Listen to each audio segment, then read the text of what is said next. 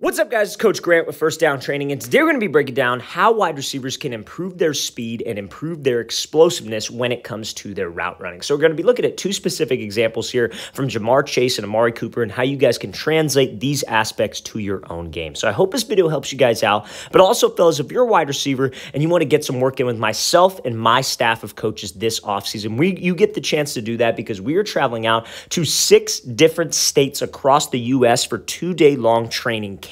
We're going to be coming out to Columbus, Ohio next, then Chicago, Illinois, Dallas, Texas, Nashville, Tennessee, Salt Lake City, Utah, which is a new addition to our camp schedule, and then Los Angeles, California. So as I've said in the past, fellas, this is not one of those big camps with 150 kids.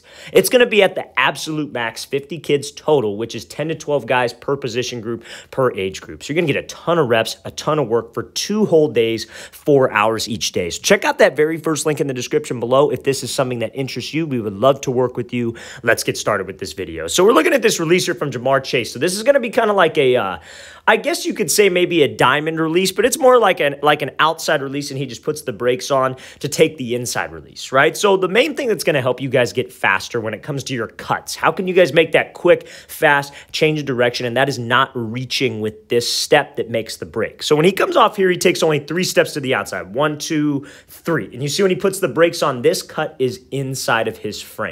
So many wide receivers, the reason why they lose speed, the reason why they lose explosion on their routes, and that gives this DB more time to recover, is that instead of having this cut be right here, they will reach out and try to over-exaggerate it. Now, the problem is when you guys have a cut that's way outside of your frame, if you were to step here, you would not be able to drive off of that cut. Your weight would be shifted back. Chances are you would be striking the ground on your heel, and you would probably be dragging the back foot. All 3 of those things are going to cause you to slow down and not have that quick, fast change of direction. So if you guys can keep that cut leg underneath your frame, what it allows you to do is it allows you to push off of there. Anytime that you get a DB on a release, whether it's like off the line back here or whether it's like a secondary release, if you will, you want to be hip to hip with him. You want to stay tight with him so you could work to restack. Now, when he makes this cut, the reason how he's able to stay tight is he pushes off of that cut leg. He makes that cut, the cut is sudden, and he pushes. And look where his first step is. His first step is already up into the stem, if you will, of the route. That is solely because that step is inside of his frame and it's allowing him to push. You look at like a pitcher in baseball, for example. Like let's say the pitcher in baseball is standing right here. This is the rubber, and he's trying to go throw a strike, a 90-mile-an-hour fastball. When he pushes off of that back leg, it's not like he's in a super wide stance and he tries to push, right? He's not going to have any power like that. That back foot is under his frame. He brings the leg up and he pushes, and that shoots his weight forward. That's how you want to think of making cuts, fellas. That cut wants to be inside of your frame. It's got to be sudden, but that suddenness and it being inside your frame allows you to push, and that push right there gives you that explosion and helps you maintain, but also get more speed in the route off of that specific cut. So that's a perfect example there of Ja'Marr Chase being able to cut inside of his frame to give him more separation. You want to be hip to hip with this DB, be inside your frame, be sudden, and strike that ground firm, but efficiently, not on the heels. Let's watch the thing again, full speed one more time. This is why I can't stand the reach from receivers, fellas. Keep that foot inside your frame, push up field, and let's get up into this route. So now, next clip we're going to be looking at here is from Amari Cooper. So a lot of wide receivers, the reason why they don't seem fast, the reason why DBs are able to recover on their breaks, they're able to make a lot of plays on their routes, is because what DBs train, they work on recovery speed. Right? So DBs are constantly working those situations where they get beat, they have to recover, and they work on getting out of their pedal, out of their brakes, whatever it is, speed turning. They work on doing that and doing that as fast as possible. So as a wide receiver, I need to have that exact same mindset. We work a lot on, or we emphasize a lot on this channel, I should say, a lot of selling vertical, a lot of selling your routes, running full speed into a route, and then having that quick, sudden drop. But the mechanics of that drop is what kills a lot of guys' speed and explosion, and it makes them lose speed with their routes. So let's play this thing full speed. So Amari Cooper is going to be running like a blaze out, or what some people would call a slant out.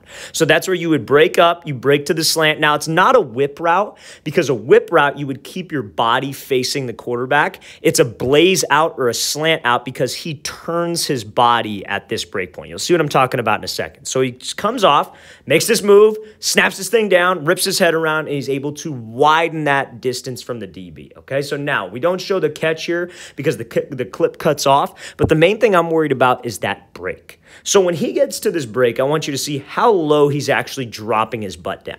So many wide receivers struggle with this because they don't create energy first.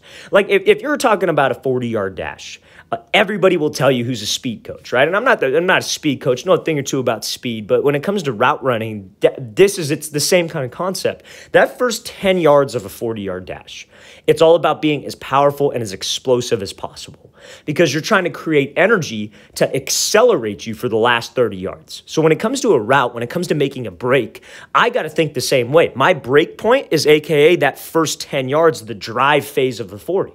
I have to get low. I have to be explosive because that explosive drop creates energy to shoot me out of this route, right? So how do I have that explosive drop? You actually got to drop low. You actually have to drop your butt down. You got to make sure that your steps are powerful because when you can get to a low position with your butt, your pad level's in a good place. You're not leaning back. Your chest isn't straight up in the air. You're almost thinking chin goes to the knee, but you're actually dropping at your waist. You're not bending at your waist. You're dropping at your waist. Those steps that you take, those powerful steps, give you energy. And now when Amari Cooper drops because he actually gets low, he can push off of that step, just like how Ja'Marr Chase pushed off of that single cut. Because he dropped low enough, this cut has some balance to it. He's got some knee bend. It's not way outside of his frame over here. Now he can drive off of this, and that energy creation from his hips, that explosive drop, shoots him and propels him into this route. That is what gives him that acceleration because now you could think all day, fellas, about running your hands, that running as fast as you can with your hands. But if your feet are super choppy, your pad level's up tall, all that's going to make you do is move quickly, not with speed. You got to drop explosively. You got to drop with some suddenness to your hips, suddenness to your body, suddenness to your frame, because that suddenness will create power, create explosion. And then when you drive, when you push off of that cut leg, that can really get you out with some speed. Think about it like a comeback, for example.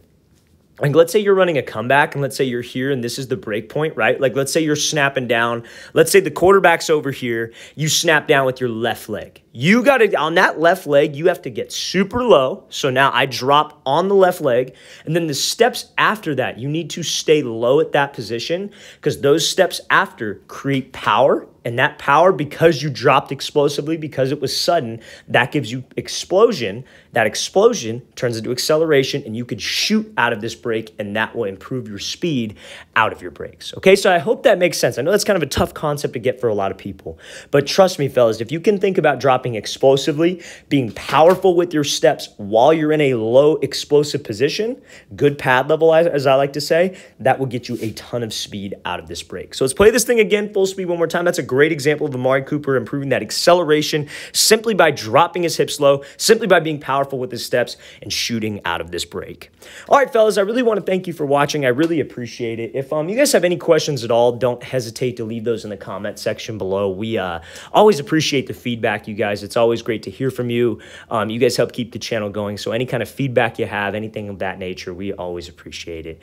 And again, fellas, if you'd like to work with us this offseason, we are coming out to Columbus, Ohio, Chicago, Illinois, Dallas, Texas, Nashville, Tennessee, Salt Lake City, Utah, and Los Angeles, California. So if you guys are local to those areas, you want to get some work in with us, check out that very first link in the description below. We would love to have you out, love to help your game improve. I'll see you guys next time.